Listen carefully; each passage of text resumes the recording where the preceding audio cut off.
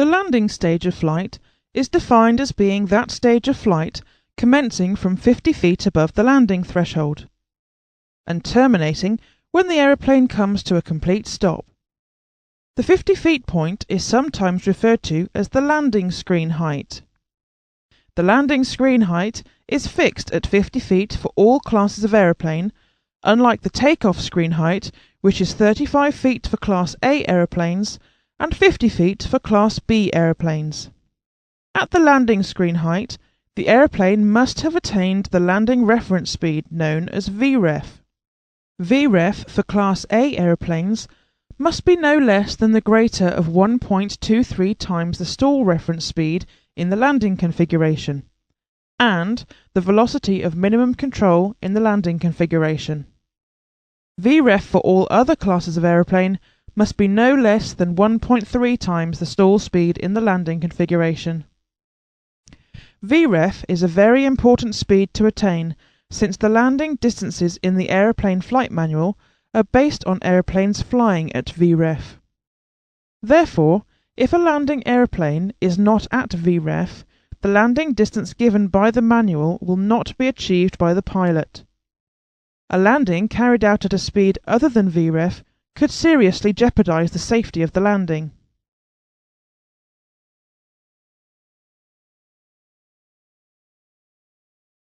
The landing can be divided into two parts. We call these the airborne section and the ground run or landing roll. The first part, the airborne section, starts from the landing screen height of 50 feet and ends when the aeroplane's main wheels touch the landing surface. The airborne section is usually given as being about 1,000 feet in length. Within the airborne section, certain critical actions take place. On descending through the screen height, the thrust is reduced to 0, and the aeroplane pitch attitude is increased slightly so that the aeroplane is in a slight nose-up attitude. The increase in pitch attitude helps to arrest the rate of descent, and the reduction in thrust to 0 reduces the speed. This procedure of reducing thrust and increasing pitch is known as the landing flare, although other terms like a round-out are commonly used. The landing flare will allow the aeroplane to touch down onto the runway using the main wheels first. It is important to understand that the technique of flaring the aeroplane differs from one aeroplane to another, and especially so between light general aviation aeroplanes and large commercial jet airliners. The second part of the landing is the ground run or landing roll. This is the distance covered from touchdown until the aeroplane comes to a full stop.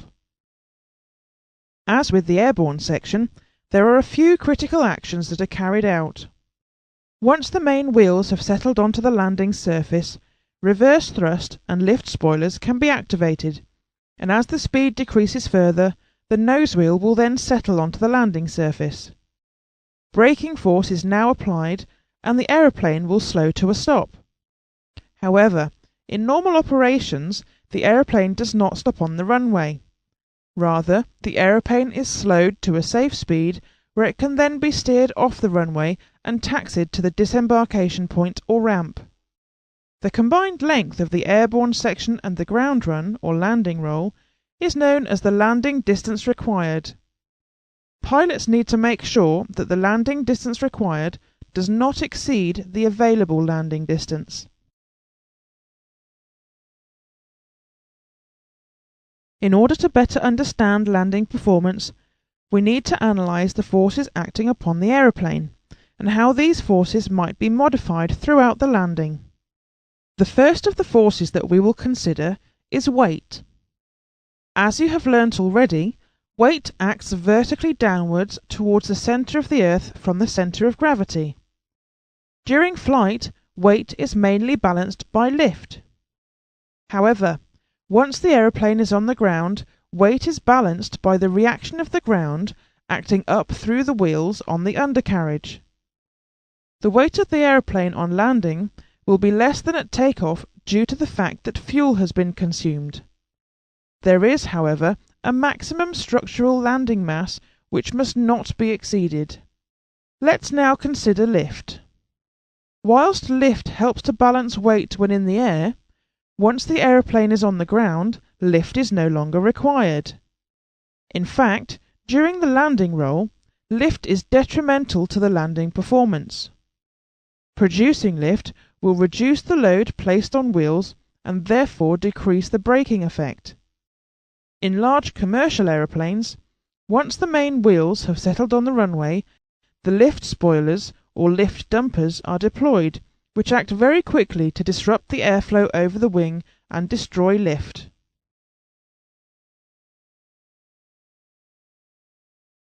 Whilst in level flight, the forward-acting force of thrust is essential to maintain sufficient speed for the wings to provide lift. During landing, because the aim is to bring the aeroplane to a stop, the thrust force must be reduced to zero. Any residual thrust would be detrimental to the landing performance. However, large propeller and jet aeroplane engines have the capability of redirecting the force of thrust in order to generate a braking effect on the aeroplane. This is known as reverse thrust. Reverse thrust helps to reduce the aeroplane's forward speed. Reverse thrust capability is especially important in conditions where braking force is reduced due to ice or water contamination on the runway. Jet engines produce reverse thrust by using one of several methods, but all jet engines follow the same basic principle, which is to redirect the jet efflux in a forwards direction. This animation shows an example of a jet engine in reverse thrust mode. Many modern aeroplanes have a safety device whereby reverse thrust is not activated until a certain value of the aeroplane's weight is pressing down on the main wheels, and until the wheels have reached a certain speed of rotation. Once the aeroplane's reverse thrust system has detected this, reverse thrust is activated, and the engine will reconfigure itself so that the exhaust gas flow can be redirected forwards. However, pilots need to recognize that the process of getting the engines reconfigured to generate full reverse thrust takes time, and so the aeroplane will have travelled a small distance from the touchdown point before reverse thrust takes effect. This fact reduces the effective time period during which reverse thrust can be used. Therefore, the effectiveness of reverse thrust on landing is reduced. It is important to note too that jet engine reverse thrust cannot be maintained right up to the point when the aeroplane comes to a full stop. Reverse thrust must be deactivated before the forward speed reduces to a minimum value. As the aeroplane slows down, the redirected airflow may start to be re-ingested into the compressor, as shown on screen. This means that the jet engine recycles its own gas flow, which significantly increases the engine temperatures. But it also means that debris on the runway can be sucked into the engine, potentially causing major damage. As a result of this danger to the engines at low forward speeds, reverse thrust must be deactivated below about 50 knots.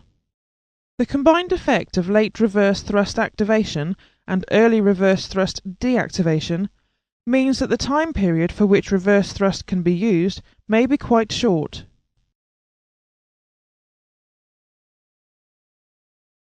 Large turbopropeller aeroplanes are also able to generate reverse thrust by redirecting the airflow forwards, but they do so in a very different way than that employed by a jet engine. For forward flight, the propeller blade is angled in such a way as to displace air backwards, thus producing forward thrust. This produces a forward force, as shown.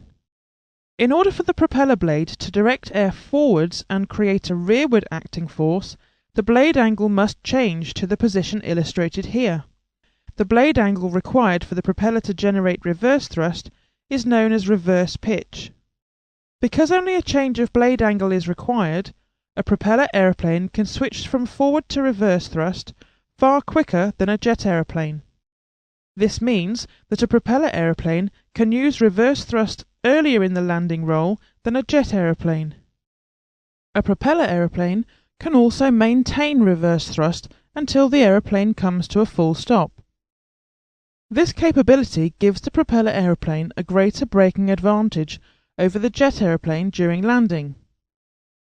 In summary, the usable period of reverse thrust in the landing roll is shorter for a jet aeroplane than for a propeller aeroplane.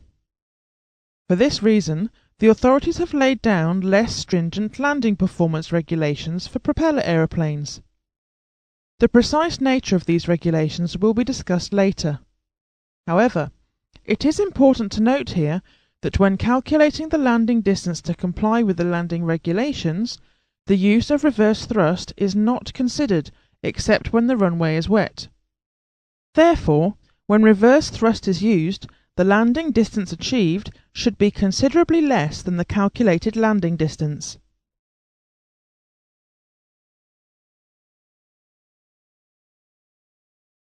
Let us now consider the action of the drag force during landing. You may recall that there are several forms of drag. The main types of drag are parasite drag and induced drag. However, whilst the aeroplane is on the ground, during takeoff and landing, wheel drag must be considered alongside the aerodynamic drag just mentioned. The aim of the landing is to bring the aeroplane to a stop safely within the confines of the runway. In order to decelerate, sufficient rearward directed forces need to act on the aeroplane. Consequently, in addition to reverse thrust, aerodynamic drag plays a very crucial role in landing. Of the two types of aerodynamic drag, we'll deal with induced drag first. Induced drag is dependent on lift and is proportional to angle of attack. During the airborne section of the landing, there is still a large amount of lift being generated, and the angle of attack is relatively high. This means that induced drag is far higher than in cruising flight. However, when the aeroplane nose wheel touches the runway, the angle of attack is almost nil. Induced drag is consequently reduced to almost zero. The second form of aerodynamic drag is parasite drag. Parasite drag is a function of the aeroplane's forward-facing cross-sectional area, more accurately known as form drag, and of the aeroplane's forward speed. The configuration of the aeroplane for landing is such that the flaps and slats are fully extended, which significantly increases the aeroplane's form drag, and therefore significantly increases parasite drag. Once the aeroplane touches down and the spoilers and speed brakes are deployed, parasite drag increases even further. However, as the speed rapidly decays after touchdown, so will the parasite drag, eventually decreasing to zero once the aeroplane reaches a full stop. In summary then, the aerodynamic drag comprising induced drag and parasite drag will be very high during the early part of the landing, but very soon after touchdown will decay rapidly.